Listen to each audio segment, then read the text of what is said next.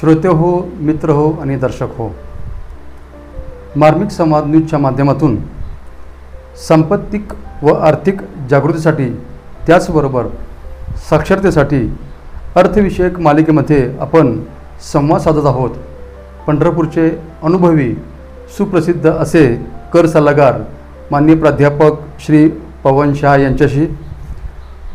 पवनजी, या अर्थविषयक मालिकेमध्ये आमचा चौथा प्रश्न असा आहे, सामान्य व्यक्तीपासून मोठ्या उद्योजकापर्यंत कोणाही व्यक्तीने त्याच्या जीवनामध्ये सर्वंकष सांपत्तिक वाढ कशी करावी, तर ते जरा आमच्या दर्शकांना सांगा।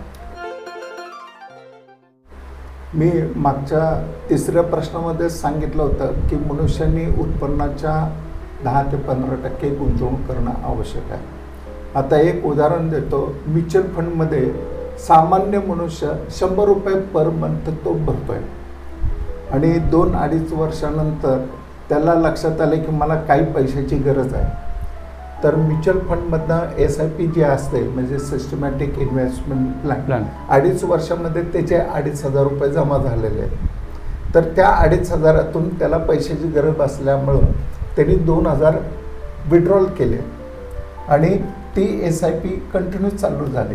पण त्याला त्या 2,000तून एक काही ना काहीतरी त्याला नवीन घ्यायचं होतं, एक वस्तू असेल किंवा त्याला ज्ञानात भर पडण्यासाठी शिक्षण असेल किंवा एखादी कार मोटरसायकल घ्यायची असेल तरी सुद्धा त्याला कमी पडलेले पैसे त्यासाठी त्यांनी उपयोग केलेला आहे।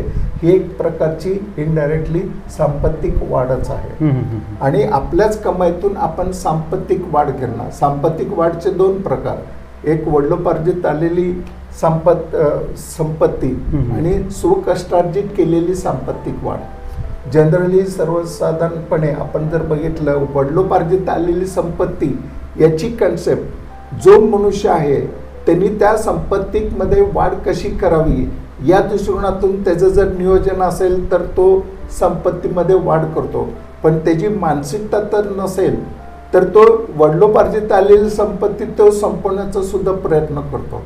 तो मनुष्याचा स्वभाव, मनुष्याच्या स्वभावावर ते अवलंबून राहतं। म्हणून मनुष्याला शिक्षण आणि ज्ञान हे देणं आवश्यक आहे आणि त्यासाठी बचतीचा आणि संपत्ती किंवा आर्थिकच्या दृष्टिकोनातून ही मालिका तुम्ही सुरू केलेली आहे, त्याबद्दल मी तुमचे धन्यवाद मानतो। नाही, ती आपली गरज आहे, कारण आपण पाहतो की बरेच जण आता हल्ली कर्जामध्ये आहेत, बरेच जण आत्महत्या करतात कर्जामुळं। मग त्यामुळं आम्हाला काही रसिक श्रोत्यांनी विनंती केली की अर्थविषयक मालिका चालू करा। मग त्यावेळेस आम्ही ज्यावेळेस पंढरपुरामध्ये चौकशी केली त्यावेळेस बऱ्याच जाणकारांनी तुमचं नाव सुचवलं, विशेषतः सुप्रभात मित्र मंडळामध्ये आमचे काही मित्र आहेत त्यांनी तुमचं नाव सुचवलं। मग तुमच्याशी चर्चा करून आपण हा संवाद साधत आहोत। त्यामुळे ना सामान्य लोकांना सुद्धा बचत आणि संपत्तीमध्ये वाढ करण्यासाठी महत्त्वाचं आहे। उदाहरण द्यायचं म्हणलं तर सर्वसामान्य लोक जे आहेत, भाजी विक्रेते वगैरे जे आहेत, त्यांच्याकडे सुद्धा मोबाईल आहेत आता, म्हणजे डिजिटल व्यवहार करण्याचं सुद्धा ज्ञान त्यांना मिळत गेलेलं आहे। तर ते जर मिळत गेलेलं असेल मग त्यांनी बचत केले म्हणूनच त्यांच्या संपत्तीमध्ये वाढ झालेली, हे सर्वात महत्त्वाचं आहे।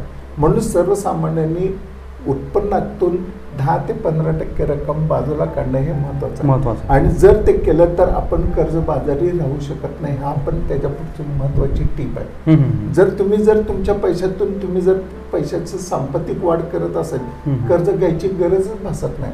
हा, कर्ज केव्हा इमर्जन्सीला कमी पडत असेल थोडेफार की जेणेकरून आपण त्याचं रिपेमेंट करण्या इतपत आपण सक्षम असू तरच कर्ज काढायचं, नाही तर कर्ज काढायचं नाही। भविष्यामध्ये सुरक्षित राहायचं असेल तर आपल्या उत्पन्नामध्ये 10 ते 15% सुरक्षित गुंतवणूक आपण केली पाहिजे आणि त्याचबरोबर अंशतः का होईना आपल्या संपत्तीमध्ये वाढ करण्याचा प्रयत्न नक्कीच केला पाहिजे, असं आपल्याला आता पवनजीने सांगितलं। धन्यवाद पवनजी। धन्यवाद।